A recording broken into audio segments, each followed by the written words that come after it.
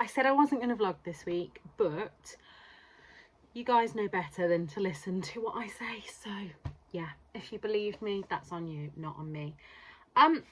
Yeah, I wanted to come on because I finished 3 books last week, and if I didn't vlog this week, by next week I'll have totally forgotten what I wanted to say about them. So first things first, I have decided not to put any no spend year videos up. I was gonna sit and do a kind of, these are my rules and this is what I'm thinking, but instead I decided to start a blog. So I'll leave that below. I am going to go on tonight and sit and do a proper blog post about why I'm doing it, what my goals are, what my thinking is, etc. Excuse that I look a hot mess right now. It's too hot. It's that weird. I mean, it's really dark in here despite it being like 5:30. And I think we're going to have a big storm, which is my absolute favourite. It wasn't my absolute favourite yesterday when Ernie was outside. Bless him, he came back in and I wrapped him in a towel and we sat with him like a baby for about half an hour until he got bored of being my baby. But it was cute. Yes, so what was I saying? Yes, I'm going to sit and finish this blog post later. I will leave that below. I will talk about my no spend like here in the vlogs, but I was going to do a separate video series, and I just feel like it lends itself easier to being a written blog post, because then instead of me sitting just waffling, I can actually kind of try and put my feelings into some kind of, yeah, some kind of coherent writing. Brain fog is still strong today, so yes. Right, first of all, I had a knock on the door today. Now I'm really excited because I think that today, the 10th day in July, might actually be my first no spend day this month, because we had a broken freezer, a broken cat, a broken me, so it hasn't exactly gone to plan. But there was this knock on the door and it was an Amazon box, and Tom was like, what have you ordered? And I'm here going, I don't think I ordered anything. Oh god, maybe it's not going to be a no spend day. What have I ordered and forgotten? And it wasn't. It was the lovely Victoria had literally, my vlog went live yesterday. She is, I just love her.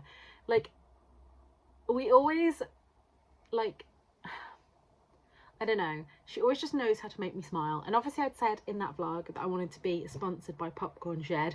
I didn't even know that they sold Popcorn Shed on Amazon. And so Victoria sent me this box full. Now I have already eaten one. I've eaten the butterscotch flavour. The red velvet are the ones that I had last week and fell in love with. And then I have 5 other flavours. So I have white chocolate, pop and choc, salted caramel, rainbow, and the one that I think I'm most excited for, toasted marshmallow. Like, yum. And it just said, I can't come and hug you in person right now, so this will have to do. Love you. So love you too, Victoria. Thank you. On to the books that I finished this week. I am reading quite a few books at the moment that I'm just kind of not meh about enough to DNF, but not loving as much as I wanted to. So I might pick something else up later tonight, because I really feel this evening like just sitting and really getting into a book. Maybe I'll start How to Die Famous, or How Not to Die Famous by Benjamin Dean, because I am on the blog tour for that on the 25th of July, I think. But anyway, I finished Pages & Co, The Treehouse Library. I can't give too much away about this one because this is book number 4 in a series. The 5th and final one will be out in September, and I enjoyed this book. I think I gave it a 3-star. I'm kind of ready for this series to finish now. I have really been enjoying it, and there were some bits in this one again that I really did enjoy, but overall I feel like it could have maybe been a trilogy. I don't think we necessarily needed 5 books. And again, this one finished, there was a bit of, I feel like in this book and the 3rd book especially, oh no, is it the 2nd? I think it's the 2nd and the 5th especially. A lot of the book was filler just to get to the cliffhanger. So yeah, I feel like it could have been a trilogy, but I'm still enjoying it and I'm still invested enough to read on. And then a book that I didn't expect to like, because a lot of people had said that it wasn't worth the read, and that was The Road Trip by Beth O'Leary, and I really enjoyed this one. I mostly listened to this one via BorrowBox from my library. I have cancelled my Scribd subscription for the no spend year, so I'm going to be using a lot more of BorrowBox, and I enjoyed it. It wasn't my favourite Beth O'Leary, actually. Out of the 4 that she has out currently, I would say it was my least favourite, but I still gave it, I think, a 3.5 or 4 star. So this one, we know from the very beginning, I think a lot of people get disappointed with this one because they expect the actual road trip to be kind of fun and frolics, when actually the road trip is really just a vehicle, no pun intended, to go back and see what went wrong in this relationship. And yeah, so we know from the start that Dylan and Addie are no longer together, and they're all going to a wedding in Scotland, and somehow all end up in the same car. And I don't know, I did want more from the road trip part of it, but I did also enjoy going back. I do like books where I kind of know how it ends and we're going back and going back. There is a strong content warning in this one for sexual assault or near sexual assault, and I think that could have been explored more, but also I don't always think it, I don't know, I sometimes think that although it's a serious topic, and I do think the book did treat it seriously, it doesn't always have to be the main focus. It can be kind of part of someone's story without being the whole part of their story. So I did enjoy that. There were some characters in this, like Marcus, reminded me of Chuck Bass from Gossip Girl, and although I didn't like Marcus, I did kind of roll my eyes at him, and he was kind of, I don't want to say lovable rogue, because I don't think he was lovable. They were all flawed characters, but yeah, enjoyed that one. And like I say, not my favourite Beth O'Leary, but I'm now caught up with all 4 that she has out, so I can officially put Beth O'Leary in my Instabuy authors pot now. I don't have a pot, but you know what I mean. I am trying to only call authors Instabuy when I have read and enjoyed all of their current works. So once I am off my spending ban, I will happily pre-order Beth O'Leary paperbacks. And then the last one that I read and absolutely loved was Shitbag by Zena Knox. This was an easy 5-star for me. I'm a little bit over coming of age novels. I've said that before, but if it's a coming of age novel where someone isn't just straight white teenager, I am here for it. And as you can see from this beautiful cover, Freya is definitely not just straight white teenager with nothing going on. Freya collapses at school and wakes up with a ileostomy bag and goes off to this camp with other teenagers who have bowel problems. And I don't have IBD, or not that I know of. That is one of the things that they are testing for on my colonoscopy. They're going to be testing for microscopic colitis, but as far as I'm aware, I don't have Crohn's or colitis, as the blood tests and things have come back negative. However, I do have problems with my bowel, and I could relate to a lot of this. They were talking about like taking them out to kind of in the woods, and they were like, yeah, that's really great for people with bowel conditions not having a toilet nearby. And they talk about the amount of loperamide they take, and loperamide is my best friend if I need to leave the house. So definitely got on with that. Really loved Freya. Freya wasn't a perfect character. Freya was flawed, and Freya, at times I wanted to slap, but she definitely reminded me of me as a teenager, and being thrown into this situation that nobody really can prepare you for. And I think that this book will be perfect for teens that are going through that. I am umming and ahhing whether to send this Victoria for her library, because I think I need to keep this copy for myself.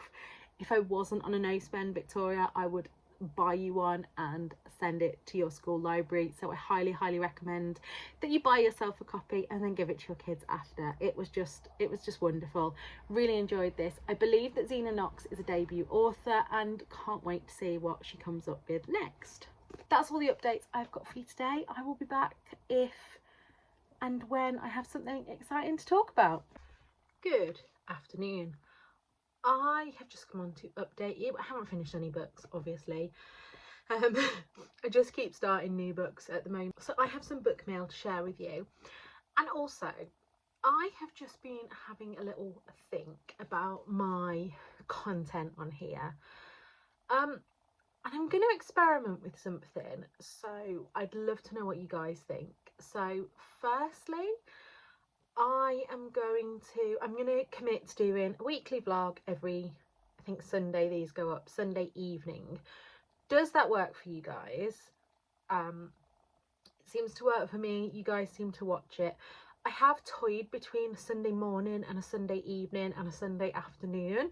So please let me know below what you'd prefer. In fact, once this has gone live, I will also put a poll up on the community. It's easier just for me to like see it there.